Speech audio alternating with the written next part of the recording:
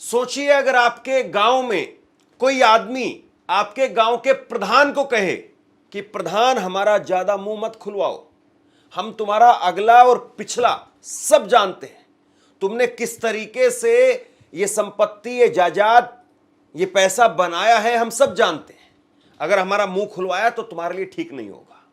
और उसके बाद में वो प्रधान अपना छोटा सा मुंह लेकर के और फिर वहां से अगर रफू चक्कर हो जाए तो इसका मतलब समझ लीजिए कि वो प्रधान पूरी तरह से करप्शन के दलदल में, कीचड़ में फंसा हुआ आदमी है।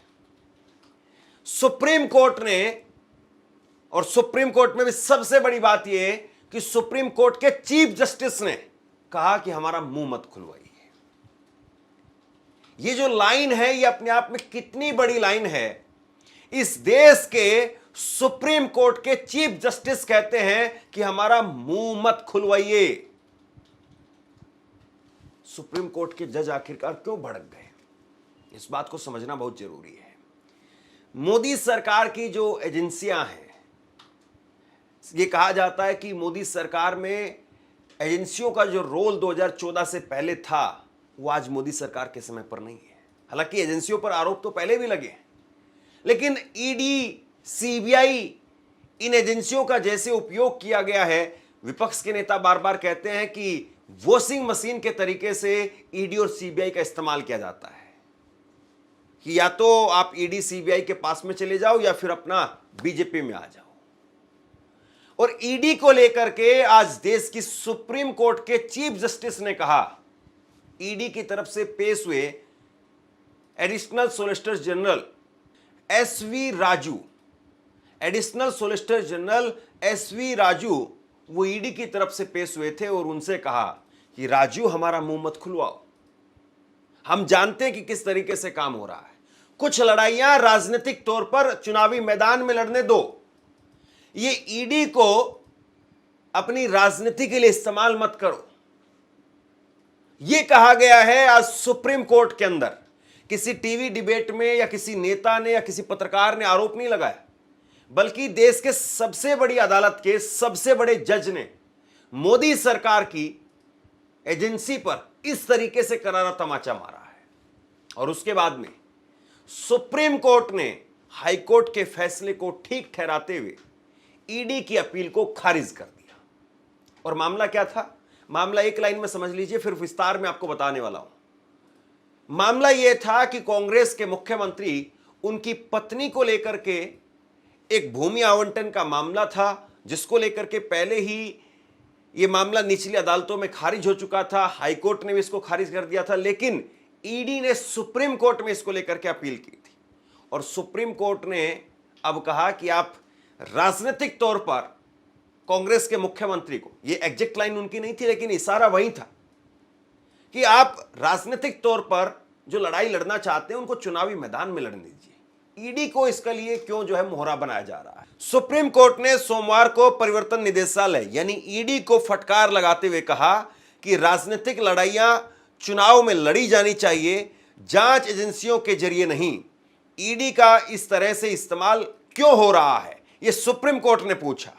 यह टिप्पणी सीजीआई बीआर गवई और जस्टिस के विनोद चंद्रन की बेंच ने सोमवार को मैसूर अर्बन डेवलपमेंट बोर्ड यानी मुडा केस में ईडी की अपील की सुनवाई के दौरान की। सीजीआई ने कहा कि हमारा मुंह मत खुलवाइए, नहीं तो हम ईडी के बारे में कठोर टिप्पणियां करने के लिए मजबूर हो जाएंगे।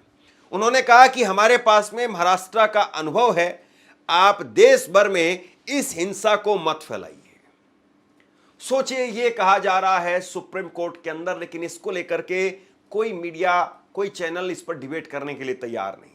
अगर मोदी जी को लेकर के कोई छींक भी दे अच्छे उसमें, तो फिर उसको लेकर के पूरा देश छींकने लग जाएगा, पूरा भाजपाई खेमा छींकने लग जाएगा, इस तरह का माहौल पैदा कर दिया जाएगा।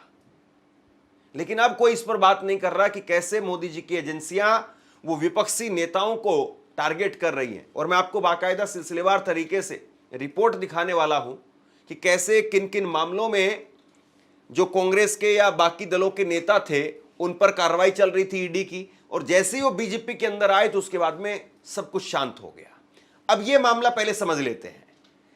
ईडी ने कर्नाटक के मुख्यमंत्री सिद्धरमैया की पत्नी बीएम पार्वती को मूडा केस में सम्मन भेजा था। कर्नाटक हाईकोर्ट ने मार्च में यह सम्मन रद्द कर दिया था।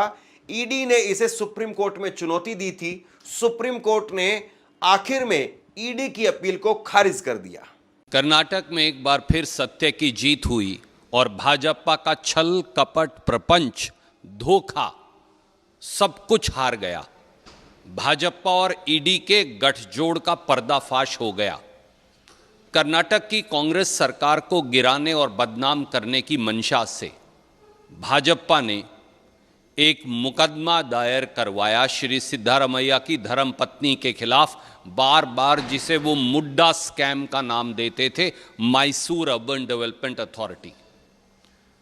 बाकायदा उस मुकदमे को अदालत ने लोक आयुक्त जो पिछली सरकार में नियुक्त हुए थे उनकी पुलिस को जांच के लिए भेज दिया। वो मुकदमा सिरे से ही लोक आयुक्त की पुलिस ने झूठा पाया और अदालत में रिपोर्ट दायर कर दी। जब ये मुकदमा चल रहा था तो आनन फानन में भाजपा ने गवर्नर कर्नाटक को दबाव डालकर एक मंजूरी प्रोसिक्यूशन की मुख्यमंत्री के खिलाफ भी दे दी। दूसरी तरफ ईडी को छोड़ दिया और ईडी ने एक मुकदमा दर्ज किया, बाकायदा श्रीमती सिद्धारमैया को नोटिस जारी किया। जब सिद्धारमैया जी ने उसे कर्नाटक की हाईकोर्ट में चैलेंज किया तो वहां एक खारिज हो गया और आज सुप्रीम कोर्ट ने न केवल ईडी का मुकदमा खारिज किया पर ईडी को इस बात के लिए फटकार भी लगाई, ओरल ऑब्जर्वेशंस दी कि वो किस प्रकार से राजनीतिक लड़ाई ईडी के माध्यम से अदालत में लड़ रहे हैं। एक मुकदमा और दायर किया गया कि इस पूरे मामले की जांच केंद्र की सीबीआई को दे दी जाए। कर्नाटक हाईकोर्ट ने उसे भी खारिज कर दिया। तो अब सब मामलों का पटाक्षेप हो गया और भाजपा की, कर्नाटक के नेताओं की और मोदी सरकार की झूठ रंगे हाथों पकड़ी गई। लोकायुक्त ने श्री सिद्धारमैया और कांग्रेस की सरकार को क्लीन चिट दी, बी रिपोर्ट फाइल कर दी।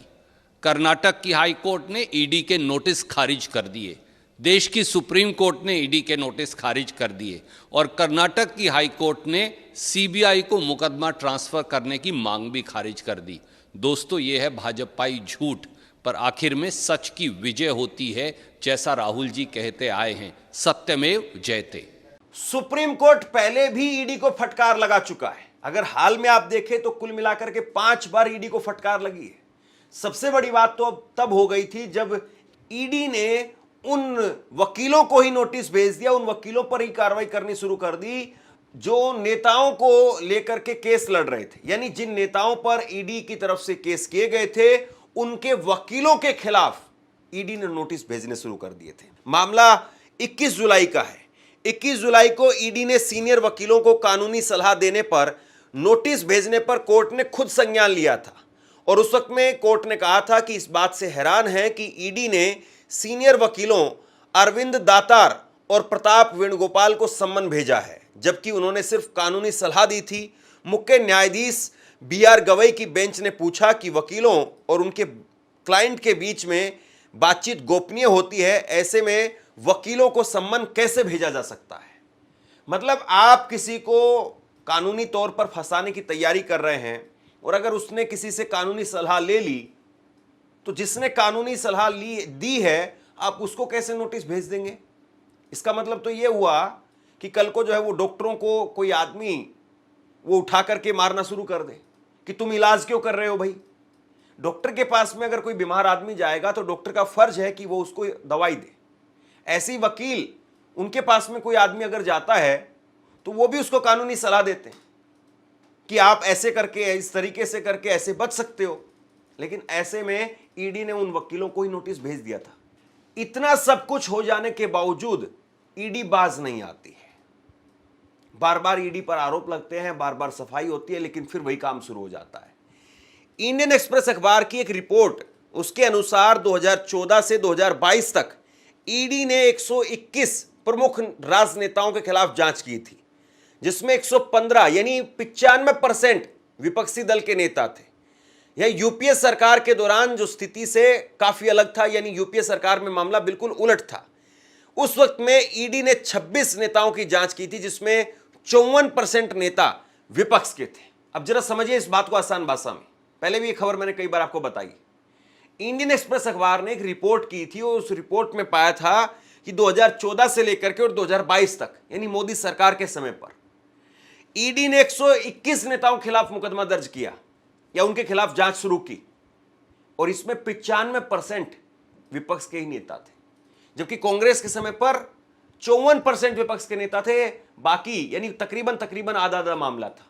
आधे अपने नेताओं पर भी कार्रवाई होती थी और आधे विपक्ष के नेताओं पर भी कार्रवाई होती थी, लेकिन यहां पर तो सारे ही विपक्ष के नेता हैं। ऐसे ही सीबीआई का मामला है। सीबीआई ने भी 2004 से लेकर के और 2014 तक 72 नेताओं के खिलाफ जांच की थी, यानी कांग्रेस के समय पर, और उस वक्त में 60% विपक्षी नेता थे। लेकिन 2014 में यह आंकड़ा बढ़कर के 95% हो गया।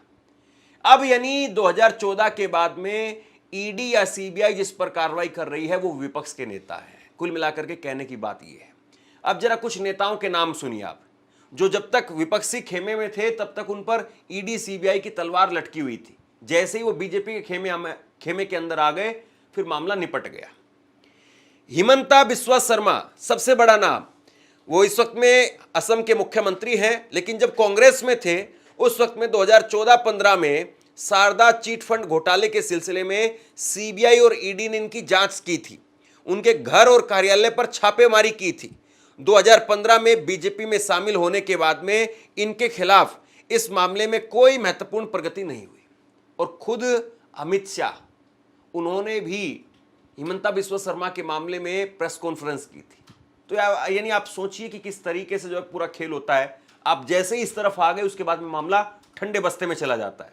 दूसरा नाम शुभेंदु अधिकारी। पश्चिम बंगाल में बीजेपी के प्रमुख नेता शुभेंदु अधिकारी, जो पहले टीएमसी में थे, उनको नारदा स्टिंग ऑपरेशन में ईडी और सीबीआई ने जांच के दायरे में लिया था, लेकिन 2021 में वो बीजेपी में शामिल हो गए और उनके खिलाफ मामले में कोई महत्वपूर्ण कार्रवाई नहीं हुई। जैसे ही आप इधर आ गए, पटका पहन लिया, वॉशिंग मशीन से निकल करके आए, मामला शांत। इसी तरीके से एक और मामला, मुकुल रॉय, टीएमसी के नेता थे मुकुल रॉय, जिन पर 2017 में बीजेपी में शामिल हुए, लेकिन उससे पहले नारदा स्टिंग और शारदा चिट फंड में ईडी के रडार पर थे। बीजेपी में शामिल होने के बाद में उनके मामले में जांच धीमी पड़ गई और बाद में वो 2021 में टीएमसी में वापसी चले गए। ये दूसरे किस्म के नेता थे। वो बीजेपी के अंदर आए, क्लीन चिट ली और वापसी टीएमसी में चले गए। अब बताइए आप क्या करेंगे। तो आज ईडी के मामले में सुप्रीम कोर्ट ने यह कहा कि हमारा मुंह मत खुलवाइए। इसका मतलब यही है कि जो कुछ हो रहा है उसको केवल ऐसा नहीं है कि आप लोग देख रहे हैं, जज भी देख रहे हैं। लेकिन कई बार अदालतें, कई बार जज इसलिए खामोश हो जाते हैं क्योंकि उनके पास में सबूत नहीं होते हैं। जज सबूतों के आधार पर फैसला देते हैं, लेकिन कई बार नैतिकता के तौर पर भी जब जज मामलों को देखते हैं, परखते हैं, और कई ऐसे पहलू पहले सामने आ चुके होते हैं जो बताते हैं कि नहीं, मंशा ही ठीक नहीं है, तो उसमें फटकार भी पड़ती है। कुछ आज ऐसा ही हुआ है। याद करिए, जब कांग्रेस की सरकार थी और उस वक्त में 2013 के अंदर सुप्रीम कोर्ट ने सीबीआई को पिंजरे में बंद तोता बताया था। कुछ उसी तरीके का मामला आज सामने था और वैसी ही टिप्पणी आज की है। लेकिन वो लाइन इतनी फेमस हो गई कि आज की जो लाइन है कि हमारा मुंह मत खुलवाइए वरना बहुत कड़ी टिप्पणी हम कर देंगे, क्या ये भी उतनी फेमस होगी? सवाल इस बात का है। आप क्या सोचते हैं? नीचे कमेंट बॉक्स में लिख करके जरूर बताइए। इस खबर को शेयर कीजिए। धन्यवाद।